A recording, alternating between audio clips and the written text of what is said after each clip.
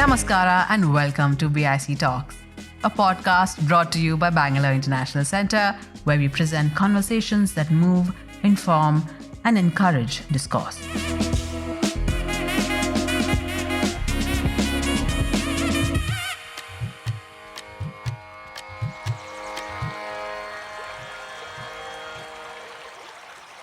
And all this began when many nomadic tribes in India during British colonialism in the 1850s were labelled as criminal tribes. And there were only two reasons why they were labelled as criminal tribes. One was that they manufactured things which the British wanted to sell and make. So if they made medicines from forest produce, they were told, oh, you're quacks.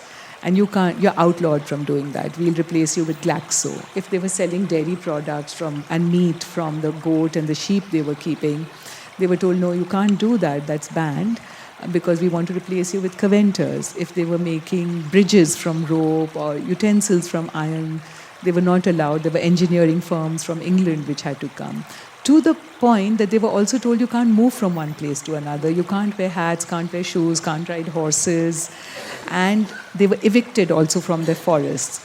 So they ended up squatting on lands where they were performing the most menial chores for either zamindars or British authorities. And of course, the women slowly became sexually available, and the men were forced to pimp their own wives, daughters, sisters. And so that is how prostitution became intergenerational in these communities, and to the point that they forgot that they did anything else. Ruchira Gupta grew up on her father's bedtime stories, sparking a desire to become a storyteller like him.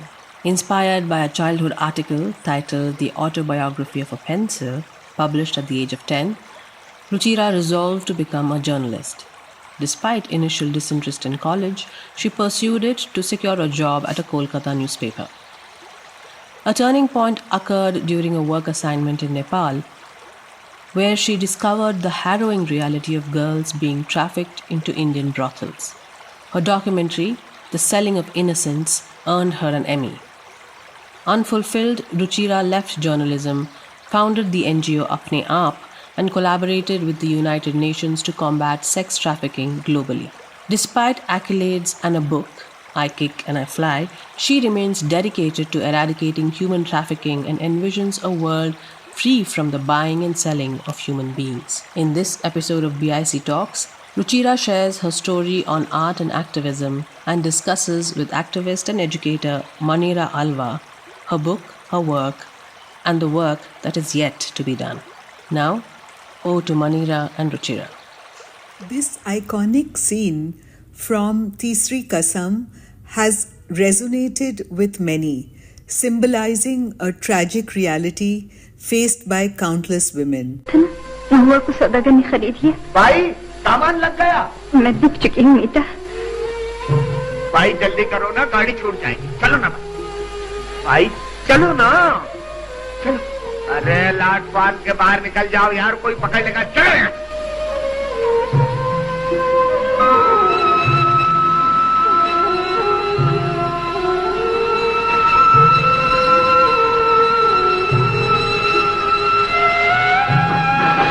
But what if the narrative could change? In my book, I Kick and I Fly, another Hira stands in the same Mela ground in Forbesganj from the same Nut tribe. Her story unfolds differently. I am Hira. I am Hira. I'm Hira. I am Hira. I am Hira. Each one of these brave girls embodies the spirit of Hira, who declares, my body belongs to me and no one else. I will kick and fly. I will live a life without fear. Based on true stories from my NGO Apne Aap, this book is more than fiction. It's a testament to resilience, courage, and the fight for freedom. Good evening, friends, and welcome. We're ready to kick this conversation off. Full disclosure, I have known, been mentored by, collaborated with, and worked with Ruchira over, I would say, 2 decades, if I'm not mistaken. Our friendship started in Delhi as journalists, went to across borders to the US, and we are back here in Bangalore with you. Ruchira, I'm going to kick it off with Bruce Lee. You've given us a story that goes from the local to the global, which is fascinating, instead of it always being the other way around. And, the Bruce Lee quote, which I loved, be like water, flow, don't crash. And knowing you over the years, I think that is something you have seamlessly done.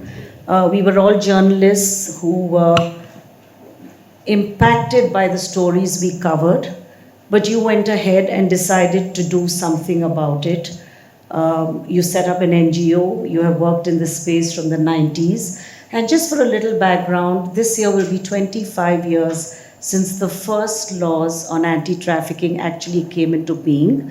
And Ruchira and an incredible group of women activists from around the world, who were also a part, I think, of the organization I work with now, Vital Voices, were brought together to testify about what they had seen on the ground from India, Nepal, Russia, Ukraine, and several other countries. So tell us, Ruchira, why is it today that an activist has to slowly meander towards the arts to continue with the work they are doing? Why are we seeing this mutation of activists doing stuff on the ground, now moving towards the arts the world over?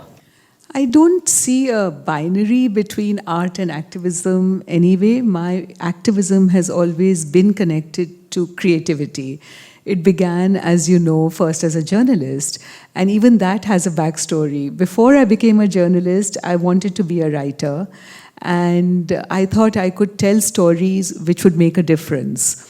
And when I was in college, a new newspaper opened in my hometown, Kolkata, and I decided I would just try and get a job there. The editor was Akbar, and the paper was The Telegraph.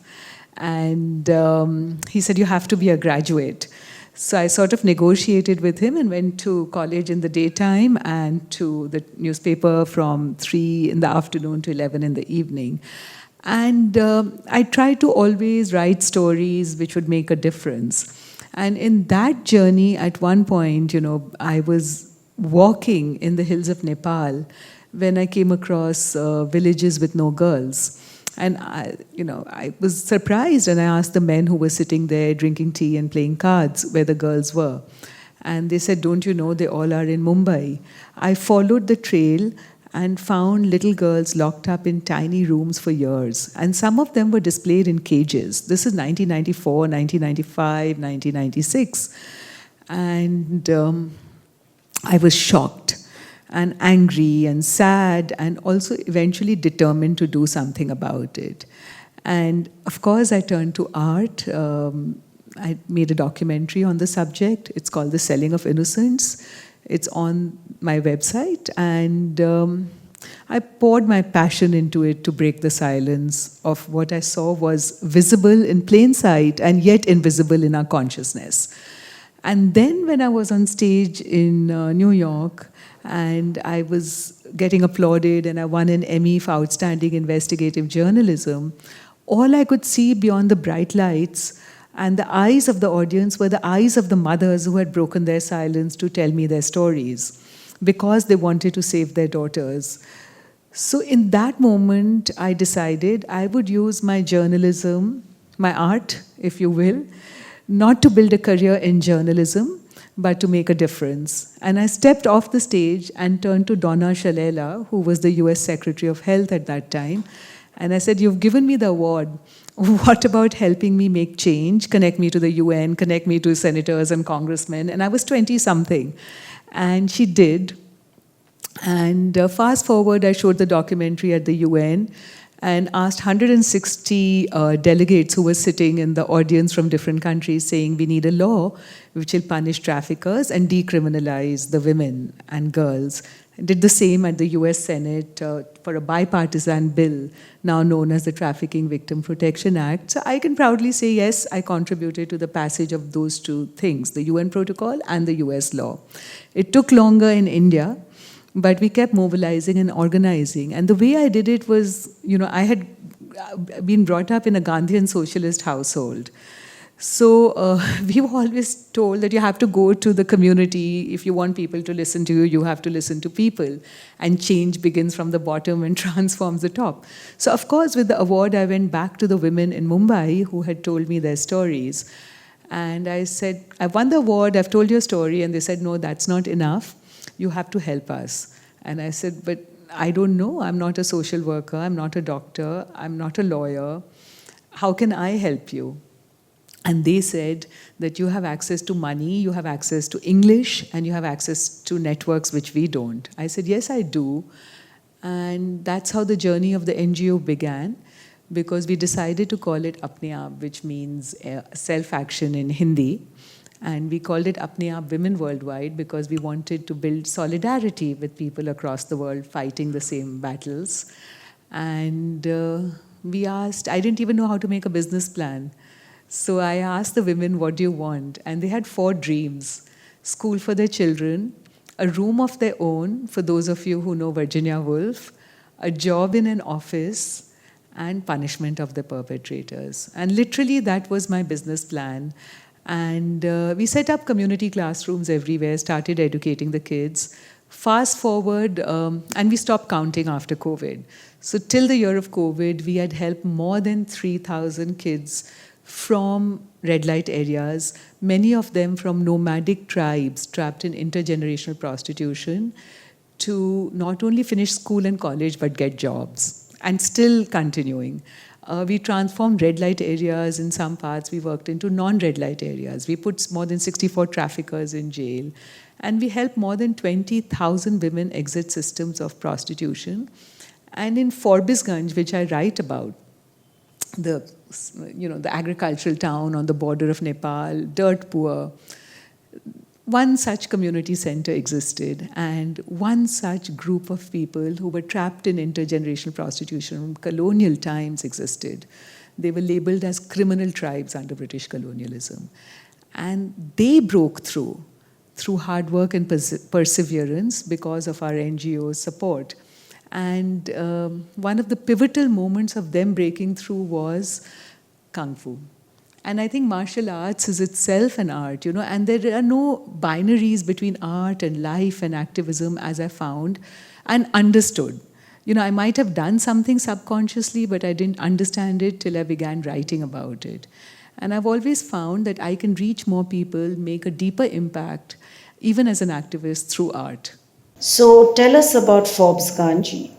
Gloria Steinem and Ashley Judd, who have written recommendations of the book, have visited the place. Tell us a little bit about what it felt like having these icons in Forbesganj, visiting these places and meeting the young girls there. So Gloria Steinem has visited Forbesganj 5 times. Ashley Judd, one of the leaders of the Me Too movement, an actor, a Hollywood actor, has visited Forbesganj thrice.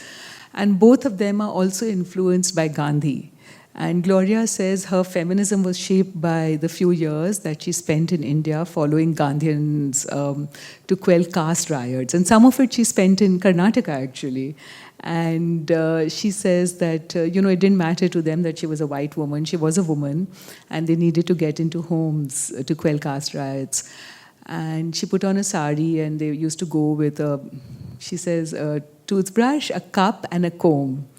And they would just go to huts and sleep with the people and talk. And she, was influenced a lot by Kamla Devi Chattopadhyay also, who she says is her last teacher. And so, when I began, Gloria had sought me out and said, I hear that you're doing something, and can I come see you? So I had put her in an auto rickshaw in Delhi and taken her to a slum.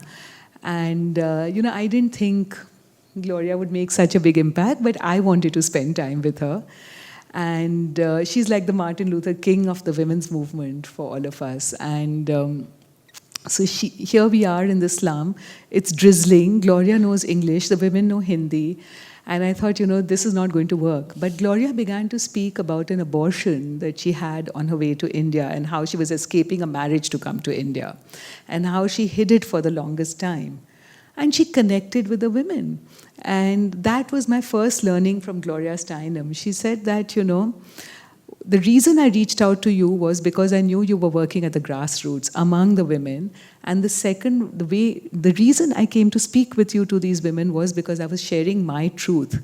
And that is why we connected. You have to honor each other with the truth. And we are linked, not ranked. And if you want people to listen to you, you have to listen to them. So Gloria spent as much time asking the women what their issues and concerns were. And that change begins from the bottom and transforms the top. So these things I learned from Gloria, and I thought, okay, it's pretty banal. I know it, because of my own Gandhian socialist upbringing. And there's someone sitting in the audience whose father gave me the first book of Gandhiji, Experiments with Truth, and then the Louis Fisher book. So it was just like things which I'd learned, but I saw in practice. And Gloria and I just became instant friends. We both were journalists, we both were activists, unified by the same values. And I used to go to New York and stay at her place, and she began to come to India to see how I was organizing, what was I doing in this decade to organize women at the grassroots in the dirt poor place called Forbisganj in Bihar, which was part of the whole Bengal famine, the place impacted. And that's how it happened, and it continues even till this day. This desire for change, but change which is really very grounded in reality, in community, and which is non-violent, and which is sustainable, and which is led by the community. So that's how Gloria and that's why Gloria kept coming to Forbisganj. The other thing which also happened was that Ashley Judd too is a follower of Gandhi. And she liked the approach that I would talk to about my feminism and the way I was organizing and changing things. So same thing, another feminist connected us. And of course, she wanted to see and do volunteer work with the women and girls that I was working with. So she kept coming every year and living in Forbisganj, and even making cow dung patties with the women in their mud huts. Because we deeply believe that prostitution is a form of violence against women, and it should not exist. And the only way we can end it is by practicing non-violence ourselves as women, saying no to violence inflicted on us. But also men have to practice non-violence because they violate something inside themselves when they go violate women, and that makes them more angry and violent. So these were the principles, and the other principle was, of course, Antodaya, that you have to reach the last girl if you want to bring about change. You can't throw seeds in the air and change will happen. So Ashley also came because of that. Would you like to read us something from your book, Ruchira, which captures some of these ideas? Yes. So you already know what the book is about from the video. It's a 14-year-old girl called Hira who's born in a nomadic nut tribe. Her family is dirt poor. There's no food at home. Her father is working for the local crime overlord, Ravi Lala, and her mother's breaking stones on the highway to just get food at home. The entire lane of 72 mud huts along the railway tracks, and on the other side is the Mela ground, is made up of brothels, where the front room is a brothel, where the customers come, and the back room is where the family lives. And when the Mela comes, girls are sold off and auctioned off to customers when the Mela comes. So, and every girl in that nut tribe is told this is her destiny.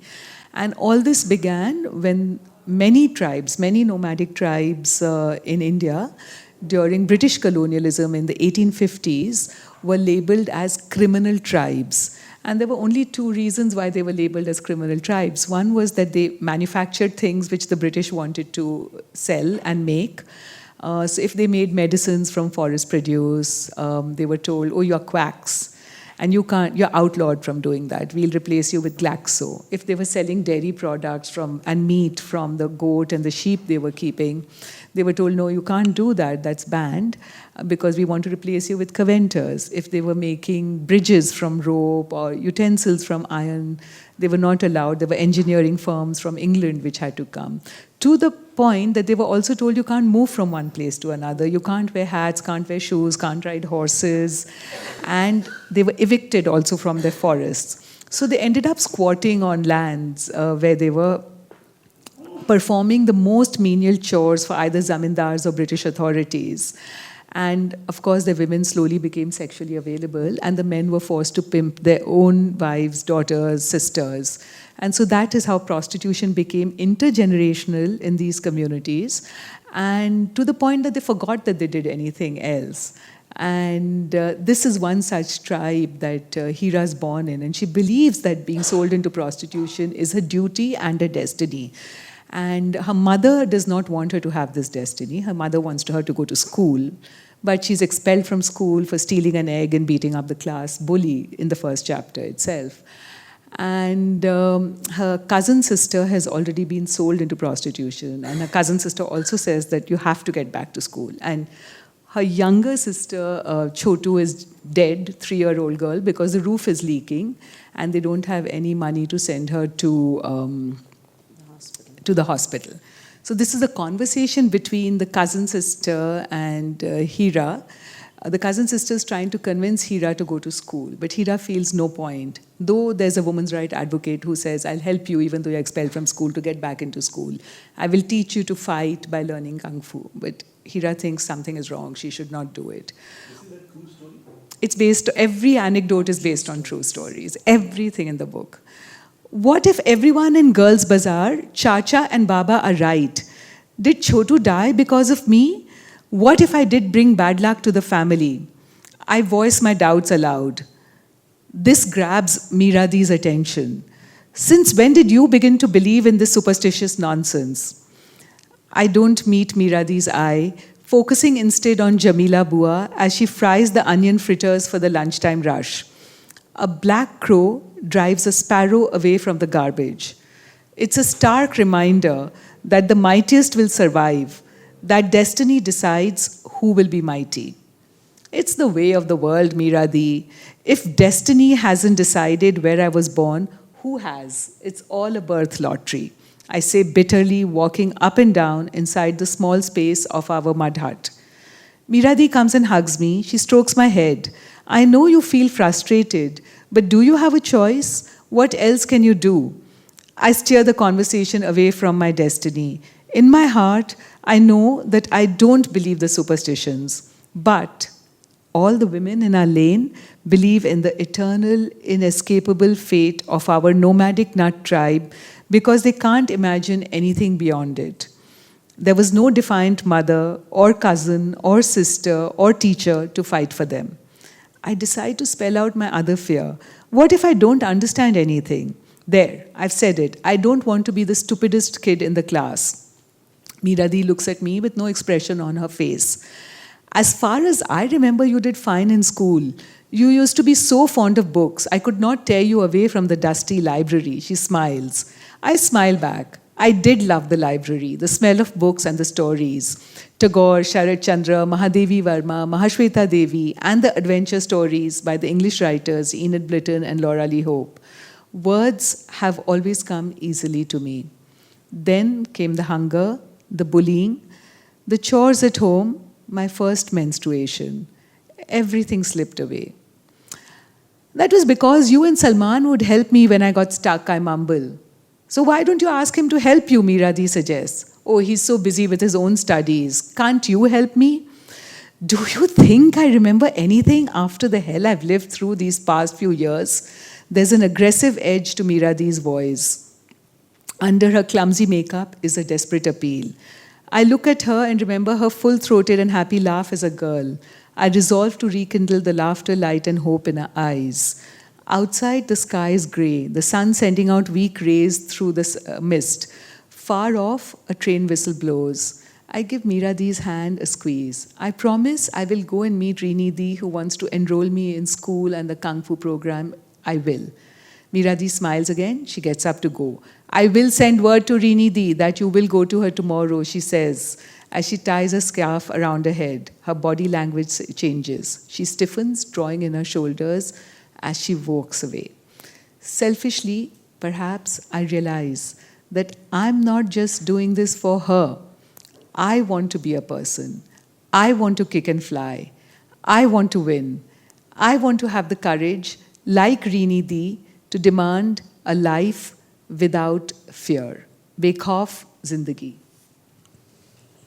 This pretty much captures the predicament of the girl child, right?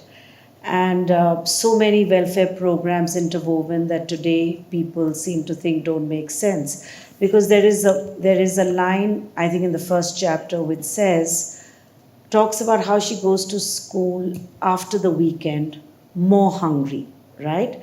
And the idea of the midday meal scheme and the whole fight over an egg, which is actually protein and helps so many children to fight off being anemic, which of course today is again controversial as it falls into the non-vegetarian part of the meal. But what is really interesting is it is the midday meal that gets the mother to say, at least you're going to get a meal, you need to go to school. And finally, it is this interest and this dabbling with Kung Fu that gets her to stay back in school and really opens the doors to everything else. So it's education, yes, but it is all these other things, the ingredients that make this whole story so interesting.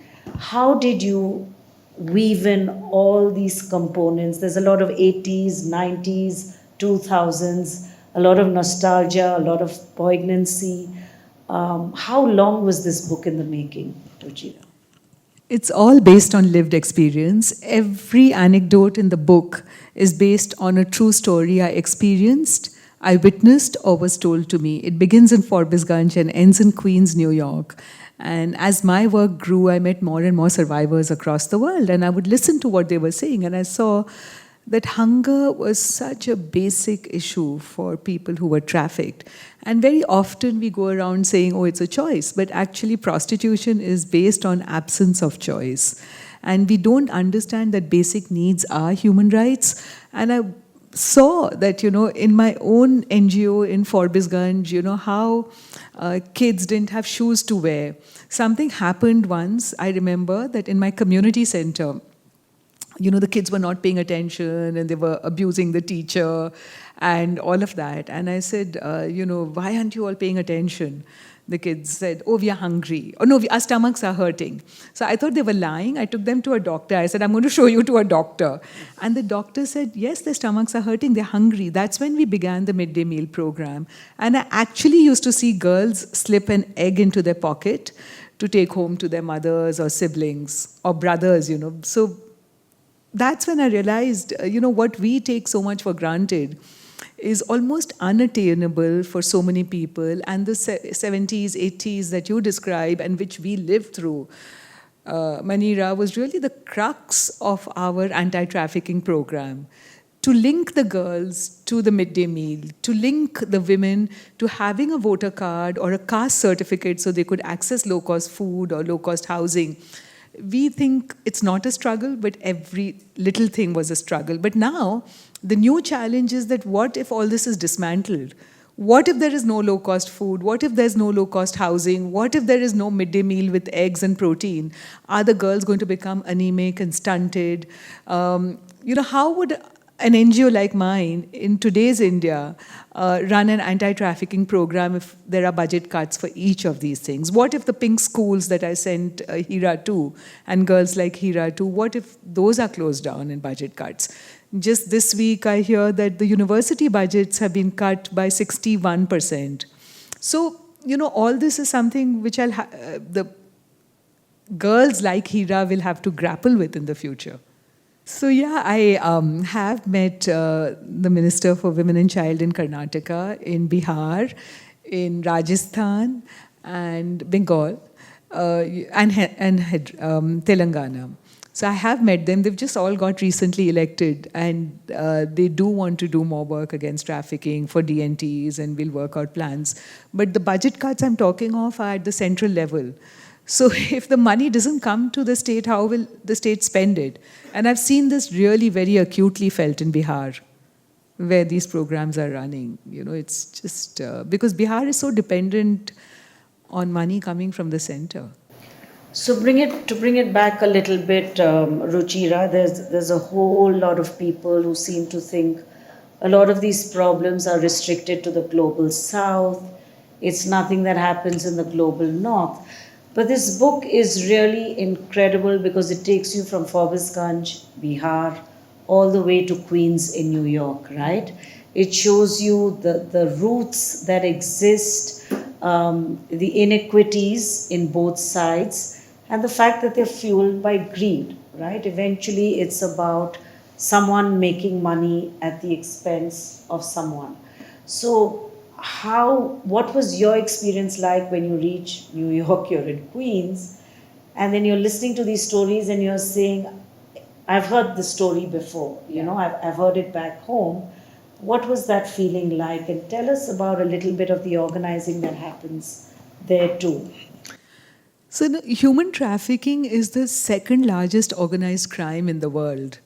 And there is no country which is not preyed upon by traffickers, and including the United States. In India, the average age of a girl being sold into prostitution is between 9 and 13.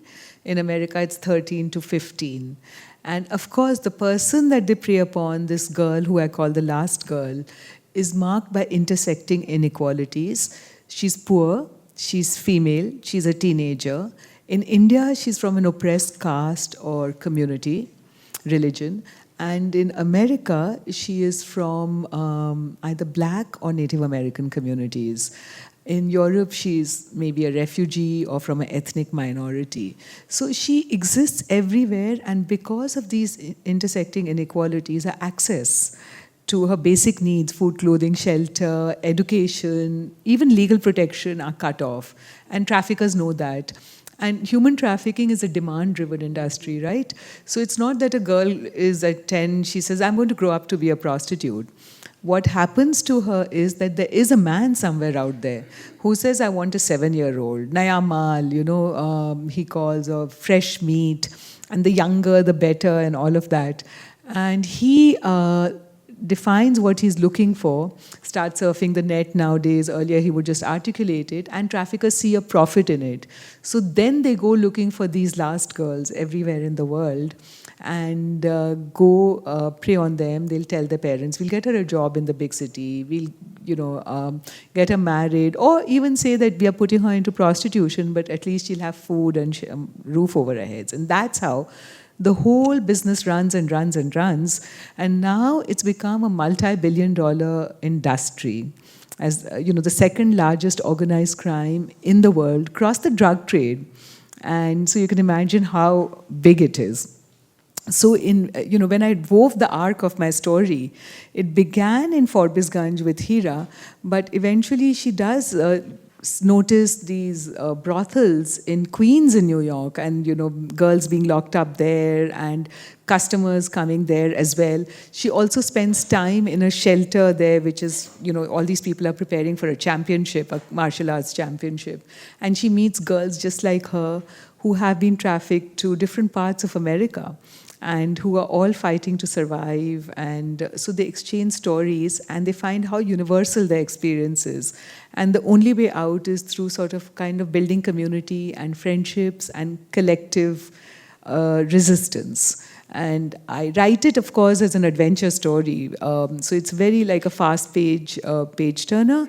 But the brothels of Queens exist just as much as the brothels of Mumbai. And patriarchy exists in every country. So when I was in America, and I've met survivor leaders from the whole world, from Ireland, from America, from Iceland, from France, and they come visit my NGO here, we go visit them. And, I was one of the big advocates for survivor-centric change. So they would tell me their stories. And one such woman who was trafficked from Indonesia to Queens told me how she escaped the brothel by putting on a burqa. And that's the story you have here. So, let's talk about the men in your book, Ruchira. They're interesting. They're all shades, from brothers, fathers, traffickers, cops, politicians. Tell us about how they encompassed all sides of the story. A little bit on that and why it's so important within the systems that you work in. So, the men in my story are both adults and boys. There's the class bully who is a police officer's son. He's upper caste, and he's the one who teases Hira in the first chapter for stealing an egg when she steals it. And she kicks his teeth, and she's expelled from school. That's why the first part of the book's name is I Kick. But then how does she learn to fly? And what happens to the class bully? There's an arc in the story. And I don't want to give the story away, the plot away, but there are 2 more fights that she has. And she does win them. So, but then she has a brother called Salman, who's a very kind boy. He's older than her. And he's, he loves science. He's a really good student. But he decides to drop out of school and become a porter. Because he tells Hira at one point in the story that what's the point of my dreams? If my sister is told, I will cut my dreams to size. And so there are conversations like that between this brother and sister. There's one conversation about God that they have. Does God really exist? Which is a beautiful conversation. And then there is like the evil character who's Ravi Lala, who's the big crime overlord, who's completely insensitive, dehumanized, etc. And then the arc of Hira's own, the arc of character of Hira's own father, who wants to sell his daughter because he believes that's the duty of every nut girl, that's their destiny. He's an alcoholic, he abuses her mother, he works for the crime lord, and doesn't believe anything can be done, and how he changes as Hira changes. To the point that first he wants to sell her, and then at some point when she's kidnapped, he goes and rescues her, and she asks him, she has this conversation, that why did you want to sell me? Book, in fact, which really gives us sometimes an insight into the mind of a parent facing abject poverty and having to make choices, and it basically not all being black and white, right? There are so many shades of grey within this. Let's maybe take it a little bit towards owning one's body, right? That's really the parallel it draws about how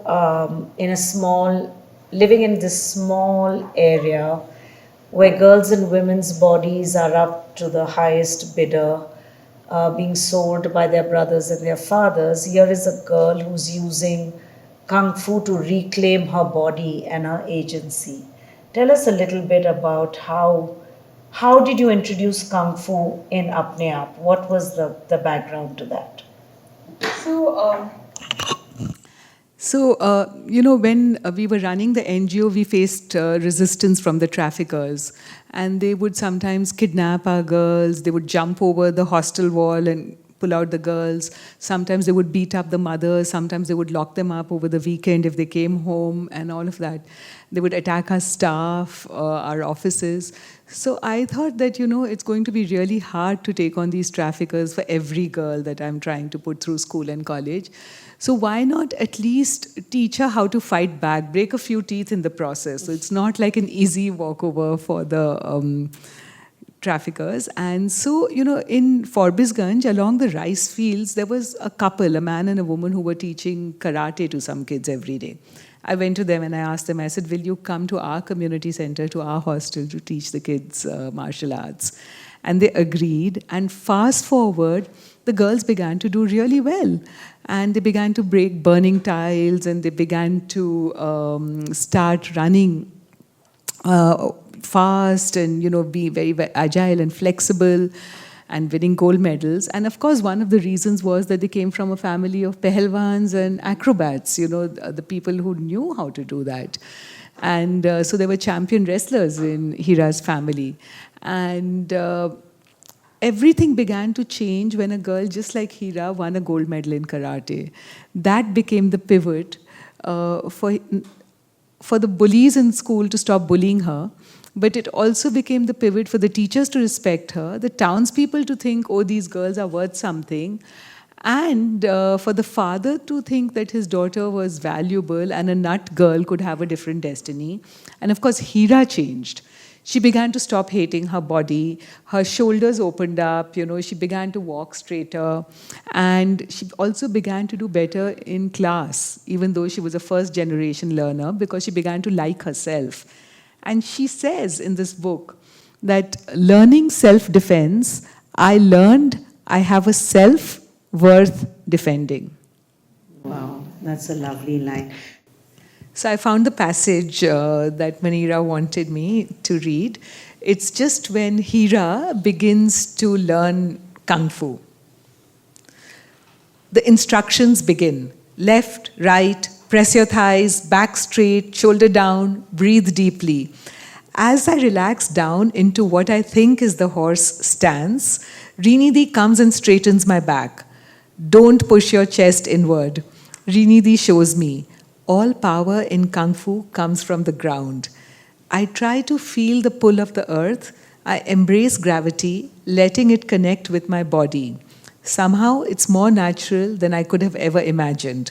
Something happens. My body loosens up and lets go. I open up my shoulders instead of slouching over my breasts in shame. I inhale deeply into my expanded lungs. I think of when I felt like fighting in the past, how the tension in my body seemed to swallow me. I wasn't in control then, but now I feel as light as air. The gravity centers me, the earth carries me, the day's anxieties don't exist. The earth has absorbed them. I feel as though I can move my body in any direction. We move to the forward stance. Rinidhi shows us how to shift our weight from onto the front leg. We bend the front knee, our back leg straight towards the side like a drawn bow. By the time we finish the cat stance, the twist and the crane stance, I'm exhausted. I can feel every muscle ache, every pore breathe. The shame, the guilt, and the fear that have been embedded in every cell of my body seems to have seeped out of me. I have always hated my body, my breasts and hips, the parts of me that gave me away. They marked me out for the fair in Ravi Lala's eyes. I push my shoulders back and open up my chest without fear. I am calm, though my heartbeat is loud. For the first time, it seems, I notice different parts of my body. Finally, Rinidhi says, relax. Remember, Kung Fu is not just about physical strength. It is about channeling your energy, or chi, to use your strength effectively. The more you practice, the more you train your mind and body to work together, the more you will reach the highest stage of Kung Fu, a state of complete mindfulness. What does that mean? Asked Sadaf. It means your mind and body will connect. They will guide you together. You will choose to listen to both unitedly. If a power is stronger than you will become flexible and let the stronger power spend its energy out onto itself rather than on you. We nod. I mull over the words. She leaves us with a final thought. You cannot be powerful all the time, or you will break. You cannot be flexible all the time, or you will lose direction. Be like water. Flow, don't crash. I bow to Sifu Rini, then in all the four directions of the coon. I will fly, not crash. Namaste.